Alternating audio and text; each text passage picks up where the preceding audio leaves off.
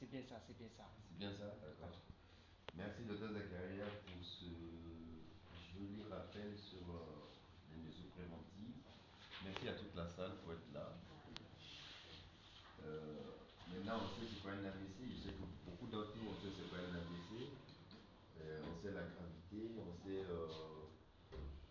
les mesures qu'on a pour minimiser les conséquences de l'AVC. Parce que minimiser, c'est éviter non seulement le décès, et ça, si le décès arrive, on ne peut rien, on est des musulmans, mais minimiser aussi, surtout, les conséquences à long terme, surtout si on peut le faire. C'est pour ça qu'il y a différents types de traitements. Le docteur Zakaria a déjà commencé à parler de ces différents types de traitements. Et pour minimiser, pour traiter, il faut connaître la cause.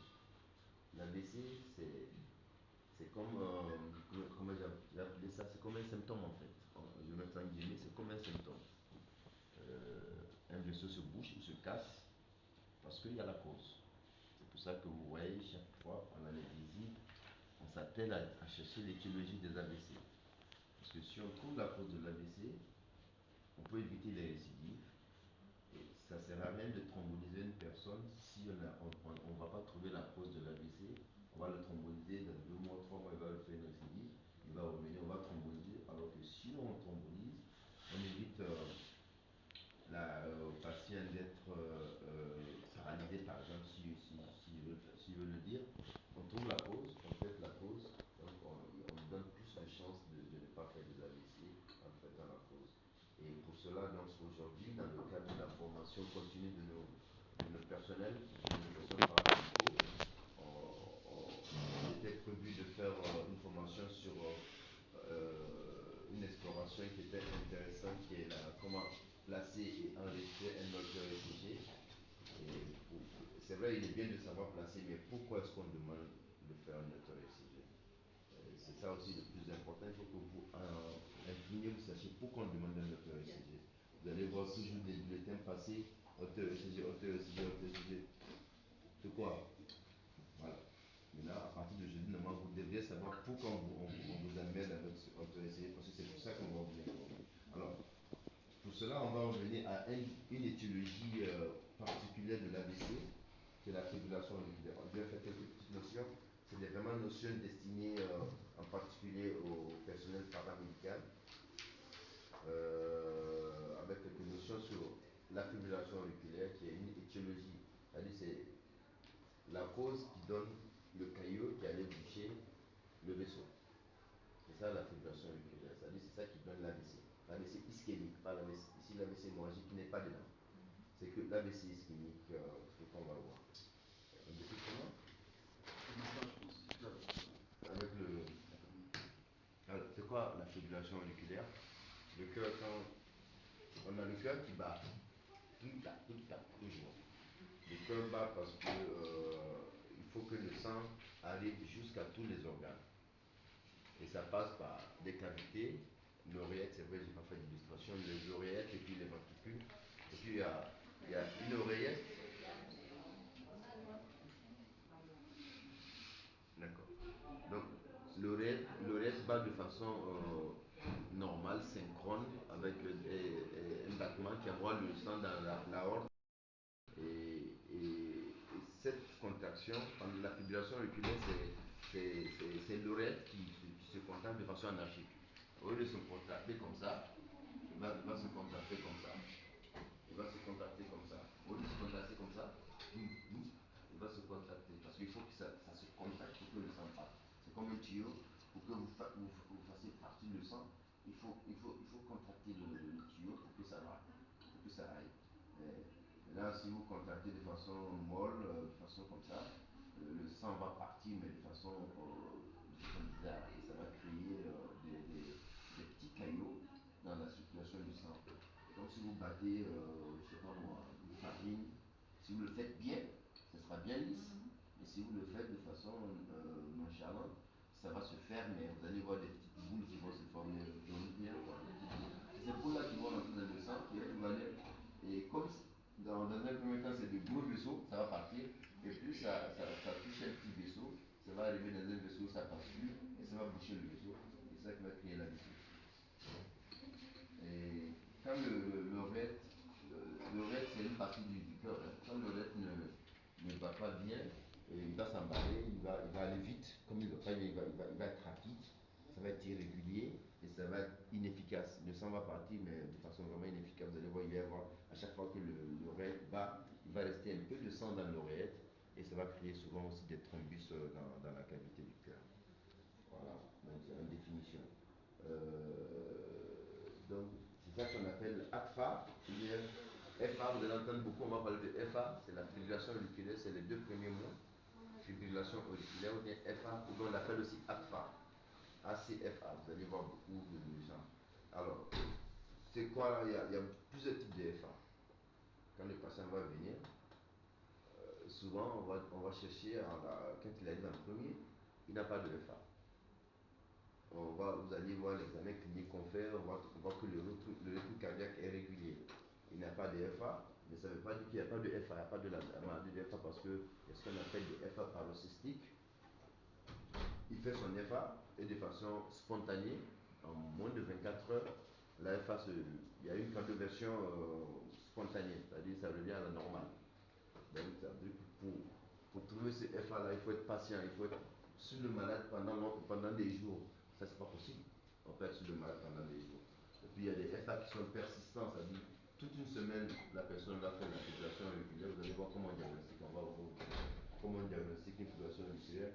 Ou bien la FA, elle est permanente, c'est-à-dire que toute l'année, elle est un FA. Tout le temps, dès que vous voyez le patient, il a un FA. Mais il faut savoir comment trouver une FA alors. D'accord? Donc ça c'est une petite qualification que j'ai modifiée pour faire très simple. Donc quand vous êtes devant un patient qui a une fibrillation auriculaire, soit c'est paroxystique, c'est-à-dire que vous pouvez passer à côté de la FA, parce qu'on passe souvent d'ailleurs à côté de la FA, ça vient moins de 24 heures. Souvent une heure de temps, il fait son FA, et puis ça passe. Et il a le temps de faire son caillou, aller boucher son caillou, vous venez, vous voyez, il a fait un AVC, mais il n'est pas en FA. Il faut diagnostiquer. Ou bien c'est persistant. Toute la semaine, il a fait son FA, il a fait son caillou, il arrive à l'hôpital, il n'est pas en FA. Voilà. Et puis, ou bien c'est permanent, c'est toute l'année. Là, dès qu'il fait, vous touchez, vous allez voir comment on examine, vous trouvez une FA. Vous allez trouver que il y a une FA et on a directement notre diagnostic. Mais c'est pas assez fréquent. Ils sont tous de fréquence intermédiaire. Alors, il y a des facteurs favorisants. On a vu les facteurs qui favorisent les AVC. Il y a aussi des facteurs qui favorisent la FA. Il faut savoir que plus on est âgé, plus on a de faire une fibrillation auriculaire. Plus on est âgé, il faut savoir que 65% des patients qui ont au moins 65 ans vont faire une FA. 5% des patients vont faire une FA. Et plus l'âge augmente, plus le risque augmente de faire une FA. Ça, c'est la première des choses. Et puis, bon, tous ces facteurs que le docteur Zachary a dit qui donnent l'AVC peuvent donner aussi la FA parce que ça emballe le cœur, le tabac, l'alcool, le stress, tout ça, ça peut donner une FA. Et puis, ça, c'est les facteurs généraux. Après ça, on a les facteurs cardiaques. Un patient qui est hypertendu a plus de chances de faire une FA. Un patient qui a une insuffisance cardiaque, plus de chances de faire une FA. Un patient coronarien, c'est-à-dire qui fait des crises cardiaques, ce qu'on appelle crise cardiaque, les infarctions du myocarde, il est plus à risque de faire une FA. Et les facteurs non cardiaques, l'hyperthyroïdie, le diabète, l'obésité, tout ça, c'est des facteurs qui augmentent les risques de faire une fibrillation auriculaire. D'accord? En résumé, vous allez voir ce tableau, on vous dit que la FA, tous ces facteurs peuvent donner de FA. On a parlé d'obésité. Hein? Voilà. Ah, super. On a parlé d'obésité, on a parlé du tabac, on a parlé des gens qui font des chirurgies récentes peuvent donner une FA, l'hypertension artérielle, bien évidemment, le diabète. Il y a des facteurs génétiques, d'accord. Il y a des facteurs ethniques, le garçon, bon, l'homme. Bon voilà, bon, là ça on a déjà dit. Et puis les maladies coronariennes, c'est-à-dire ceux qui font la crise cardiaque, les douleurs cardiaques qui font souvent. Des facteurs inflammatoires, il y a beaucoup de facteurs qui concordent à faire une fibrillation auriculaire. Voilà. comment on reconnaît une FA? La personne a fait un AVC, on a la neurologie, hein. Moi je reste dans le cadre de la neurologie. On a la neurologie, le patient arrive, il a fait un AVC ischémique, j'enlève les AVC hémorragiques, il faut l'examiner. On l'examine, même vous les infirmiers, vous pouvez examiner. On n'a pas de faire un examen de neurologue ou de médecin généraliste, il faut l'examiner. Docteur, vraiment,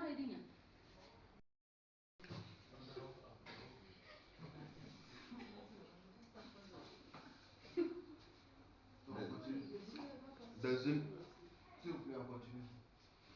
Dans une grande majorité des cas, la FA elle est découverte de façon fortuite, c'est-à-dire on la découvre par hasard. On va avoir une fibrillation auriculaire, on ne s'en rend même pas compte. Dans la majorité des cas, on s'en rend compte que quand souvent il y a des complications, soit c'est un infarctus du myocarde, que les cardiologues voient très souvent, soit c'est un AVC. Parce que quand le cœur bat mal et crée des emboles, ça ne va pas que dans le cerveau, ça va même dans les artères du cœur. Et ça donne des fibrillations oculaires. Ou bien, lors d'un examen comme ça, un examen systématique, on fait un ECG comme ça et puis on trouve que la personne a un infarct et on trouve qu'il y a un trouble de l'état clinique. Ou bien, je ne sais pas, le docteur est en train d'examiner le malade, il peuple son pouls, il voit que son pouls est irrégulier. Ah, il se pose la question, est-ce qu'il n'est pas NFA? Il va demander des examens pour confirmer s'il a NFA ou pas. Ou bien, il y a des signes qui peuvent accompagner, c'est des palpitations, des douleurs thoraciques, des essoufflements, des vertiges, tout ça. Ça peut nous orienter vers une fibrillation auriculaire. Voilà. Mais la majorité des cas, c'est découvert de façon fortuite. Alors, on a fait l'examen. Vous avez votre patient qui est arrivé en phase aiguë surtout. Il est en fusil. Il a fait un AVC. Il vient. Première des choses, un patient qui vient avec un AVC, il doit rentrer dans le service de neuro avec un ECG. Un ECG, il faut lui faire son ECG. À l'ECG, quand la personne a un FA permanente, on fait rapidement le diagnostic. Et si on a le diagnostic, souvent, s'il n'y a pas trop de complications, si on l'a thrombolisé ou pas, si on a déjà le diagnostic, souvent même, on ne va même pas le mettre en USI. On le met en USI juste pour se faire 24 heures. Et après, il ne va pas faire la durée de 72 heures qu'on le fait. Parce qu'on a déjà trouvé notre FA. La FA sur l'ECG, même l'infirmier doit pouvoir trouver la FA. Parce que vous allez voir, à part l'ECG, il y a des examens que vous êtes là. C'est vous qui surveillez, vous allez le voir. La FA, c'est quoi? C'est l'espace RR, cet espace-là. Vous allez voir, c'est pas régulier. Il y a un qui est long, vous avez vu, non? Ça et ça, c'est pas régulier. Vous voyez, non? Ça et ça, c'est pas régulier. Et puis, sur le CG, on va vous montrer les quelques petits signes. Normalement, avant chaque QRS, on a un ONP. Je devais vous montrer un CG, normalement, on va vous montrer ça après. On ne trouve pas de ONP avant chaque complexe, surtout en D1. On ne trouve pas de ONP avant chaque complexe QRS. Le complexe QRS, c'est ça. C'est ça qui va. Il y a la montagne, il y a la colline. Voilà. Donc, et puis, vous allez voir que dans un moment, il y a la ligne de base qui est claire là. Elle va trémuler, c'est-à-dire que ce sera comme si c'était des zigzags sur la ligne de base. Donc, si vous voyez un ECG qui ressemble à ça, rapidement, il faut montrer au médecin. Il faut dire, ah, je pense qu'il y a une FA. Si vous voyez que vos espaces, déjà même si vous voyez que vos espaces ne sont pas réguliers, c'est vous qui allez faire. Le premier à voir l'ECG. Jetez un coup d'œil sur l'ECG. Regardez au moins ces espaces. Comment on fait pour regarder les espaces? Souvent, quand on ne voit pas bien ou bien quand on n'est pas sûr, moi je prends une feuille, je prends le premier espace, je mets deux traits et puis je mets sur les espaces. Et je vais voir on va faire un truc pratique sur le CG1. D'accord? Et puis dès qu'on voit que c'est pas, on signale. Ça c'est une erreur. Ouais. Donc, un patient qui rentre à neuro doit rentrer avec un ECG ou un AVC. Normalement, il rentre avec un ECG. Alors, s'il est en phase aiguë, qu'il est en USI, en ce moment, on a fait l'ECG, il n'y a pas de FA. Parce que le FA, il faut traiter souvent rapidement. Si on ne traite pas, il risque d'envoyer des emboles qui continuent, c'est tout sur le FA permanent. Donc, souvent, il faut anticoaguler, même déjà s'il a en USI, sur le FA permanent. Donc, si on n'anticoagule pas, d'accord, on va le mettre en USI. Donc, on va mettre en place la télémétrie. Le scope que vous connaissez là. le scope, le monitorage, c'est-à-dire qu'il y a un stick, vous placez les électrodes, il y a un appareil qui enregistre tout. Et pourquoi on l'appelle télémétrie? Parce qu'il peut être là-bas et puis on vous met la télé ici. Et puis vous surveillez son rythme cardiaque ici. Et vous allez voir quand on aura la télémétrie, il y aura ce qu'on appelle des alarmes FA. Dès que vous entendez cette sonnerie, vous savez que mon patient est en train de passer à l'FA. Surtout s'il n'est pas un FA permanent. Vous allez vous habituer à cette alarme-là. Dès que ça sonne, première des choses, vous faites un ECG en même temps. Vous confirmez. Vous faites un ECG, vous n'attendez pas le médecin. Ça, c'est à votre niveau. Dès que vous entendez cette alarme, vous le faites. Je vous ai montré, vous avez vu ce médecin dans son bureau avec la télémétrie. Ça ne sent pas bien, hein. Je ne sais pas pourquoi, pourtant je suis ça pour bien. Vous allez voir, ça c'est une télémétrie, ça c'est une télémétrie. Le patient est en usine. On peut placer peut-être la télé ici, au niveau du box. Ou bien s'il y a une infirmière d'usine qui est là-bas, on lui place ça en dehors de la salle. C'est pas au niveau du patient, hein, en dehors de la salle. Et ça nous permet de surveiller le battement du cœur de CG. Et il y a même des sons spécifiques pour chaque paramètre qu'on surveille. Si c'est la FA, il y a une sonnerie spécifique que vous allez pouvoir vous adapter. Dès que vous entendez ça, vous savez que votre patient passe à FA. Si le médecin n'est pas là, vous l'appelez, vous faites le CG et vous l'appelez. Parce que si la FA, ça veut dire qu'il peut encore envoyer des envois. Donc, nous, quand vous nous dites ça, c'est une urgence, est-ce qu'on va l'anticoaguler ou pas? On va réfléchir si on va l'anticoaguler ou pas. Parce qu'il y a des anticoagulants qu'on passe par les artères, c'est pas seulement par les comprimés. On passe par les veines, par les comprimés. D'accord. Maintenant, si c'est l'hypertension artérielle aussi pour une AVC hémorragique, c'est pour ça que l'USI aussi est bon.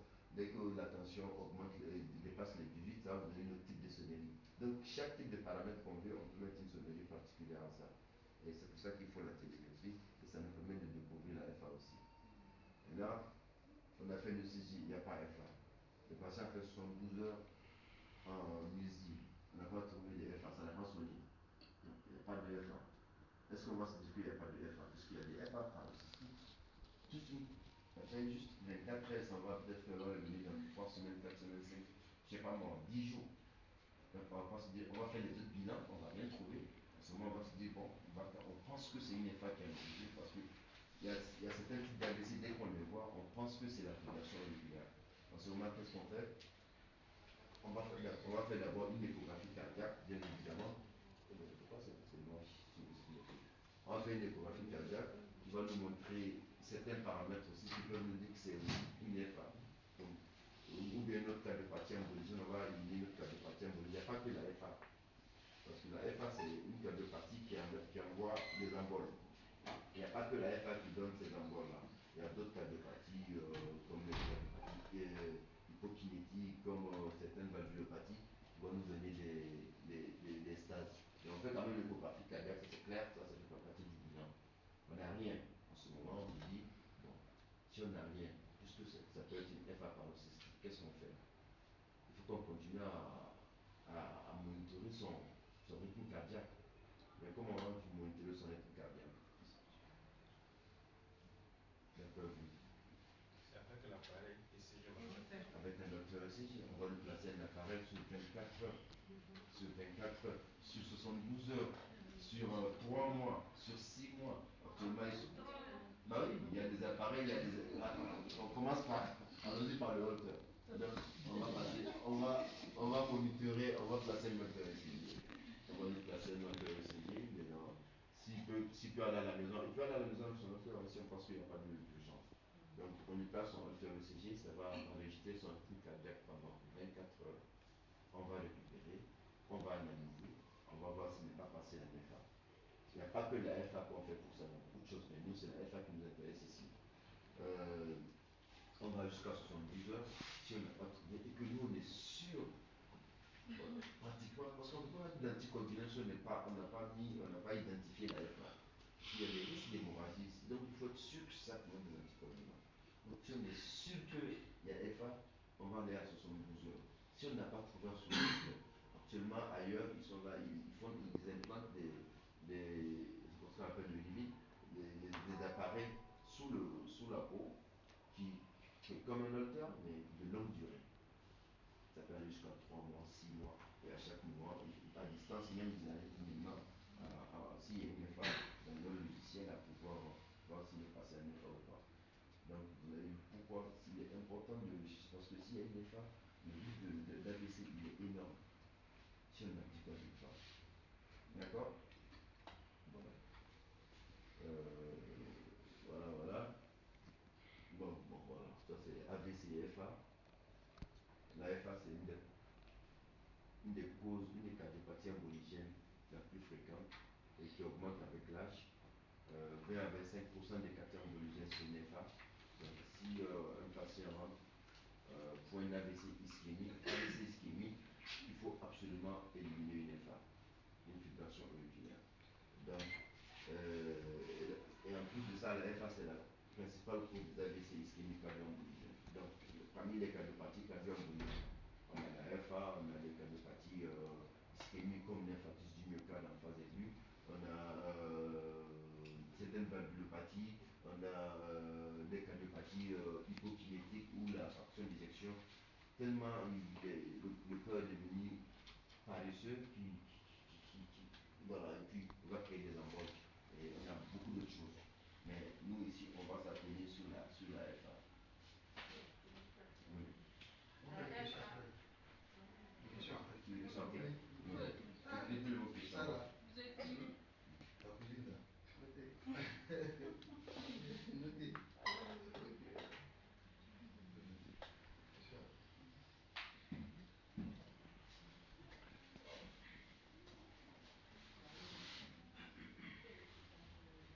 Voilà, donc pour revenir à ça, cet appareil-là, il y en a plusieurs types. J'ai mis quelques exemples, comment on le place, mais il y aura une formation particulière sur ça pour que vous sachiez le placer. Moi-même, je vais apprendre à le placer parce qu'on ne sait jamais. Je crois que j'ai déjà placé ça une fois ou deux, mais j'ai oublié. Mais je vais, si le spécialiste vient, on va le faire ensemble, que je me rappelle. Mais c'est vraiment à votre niveau de pouvoir placer ça. Hein. C'est comme le CG, je sais placer un ECG, mais si vous êtes là, il va placer un ECG parce que vous allez me chicoter, vous allez faire votre travail. Mais il n'est pas dans votre travail, on va se compléter. Et le hauteur au CG, après, on enlève, le cardiologue va interpréter. C'est pas à nous d'interpréter ça, ça c'est le cardiologue d'interpréter. Nous, on place parce que nous, on veut aller vite. Si on doit attendre les cardiologues tous les jours, ça va être souvent, on met du temps pour avoir un docteur ECG. Alors que nous, maintenant, aujourd'hui, on a des appareils propres au service. Si on sait le placer, on le place, et puis un cardiologue va interpréter. On a un bon ordinateur, et puis on a une salle dédiée pour ça. N'est-ce pas, docteur Zakaria? Il y a plus d'appareils, on va vous apprendre à les placer. Et puis voilà. Maintenant, si on fait tout ça, on a notre FA, il faut qu'on le traite. Il faut qu'on le traite. Voilà, le traitement, ça dépend si on est en phase aiguë de l'AVC ou pas. Ici, ce n'est pas vraiment la phase aiguë. Vous avez entendu, chaque fois on vous dit les anticoagulants, mais il n'y a pas que les anticoagulants. Les anticoagulants, ça c'est pour éviter la formation du thrombus. Mais puisque c'est un trouble du rythme, ça veut dire que c'est le cœur qui s'emballe, le rythme est plus régulier. Vous allez voir, les cardiologues vont mettre des antiarythmiques. Il y a des troubles de rythme, il faut aller jusqu'à mettre un choc électrique externe. Il faut faire de la cardioversion, qu'elle soit chimique ou électrique. C'est les chimiques, c'est vraiment les anti-arythmiques, les médicaments qu'on donne. C'est la myodarone, c'est la flicaine, c'est les bêta-bloquants souvent. Souvent, on va jusqu'à donner même de la digoxine dans certains cas. Et si le trouble est très prononcé, souvent le cardiologue, ça c'est les indications des cardiologues qui vont jusqu'à la cardioversion électrique, c'est-à-dire le choc électrique externe, pour essayer d'améliorer le rythme cardiaque. Et maintenant, si on a la FA, il faut mettre des anticoagulants. S'il est en phase aiguë ou le risque, parce que la phase aiguë de l'AVC, le risque d'AVC est tellement important en cas de FA. Si on trouve un FA, souvent on est obligé d'aller dans un premier temps par des anticoagulants en injectable. Et maintenant, si on a à distance, là on peut mettre nos anticoagulants oraux que vous connaissez, qu'on met souvent. Ce qu'on met le plus souvent, avant c'était les antivitamines K. Il y en a beaucoup, warfarine, le Centron, vous connaissez tout ça. Ils sont difficiles à manier parce qu'il faut toujours faire une INR, il y a toujours une NSI, il faut toujours piquer, est-ce qu'on est bien, est-ce qu'on n'est pas bien. Mais Dieu merci, depuis quelque temps, on a les nouveaux anticoagulants oraux qui ne nécessitent pas de surveillance INR. Ils sont plus faciles à manier, mais le bon c'est qu'ils sont un peu plus chers. Ils sont un peu plus chers. Mais cette cherté, Vu certains labos qui commencent à s'installer au Niger, le coût commence à arriver. Par exemple, si je me rappelle, le Libarsoba, il coûtait jusqu'à 40 000 la boîte à un moment. 90 000 la boîte à un moment. Ici au Niger. Voilà. Et puis la Pixaban, on n'en avait même pas. Voilà. Maintenant, cet Apixaban, je pense qu'actuellement, on a beaucoup de laboratoires qui commencent à amener. Ça commence à coûter beaucoup moins cher. Donc ça veut dire qu'on peut mettre aux anticoagulants sans se stresser. Mais si on n'a pas les moyens, on va en INR. On va aux anticoagulants, aux antivitaminiques K. Ils sont moins chers. Et si on arrive à trouver la fenêtre, on ne fait pas trop d'INR, mais il faut toujours faire des INR parce que même l'alimentation joue sur ça, sur les antivitaminiques K. Même ce que tu manges peut varier les doses. Et à chaque fois que tu n'es pas bien, soit tu saignes, soit tu fais une ischémie. Mais c'est pas bien, donc du coup, on voit ça. Donc c'est pour ça que vous voyez à chaque fois dès qu'il y a une FA, il y a des médicaments qu'on met, vous le connaissez, on ne va pas dire le nom. Je pense que c'est pas le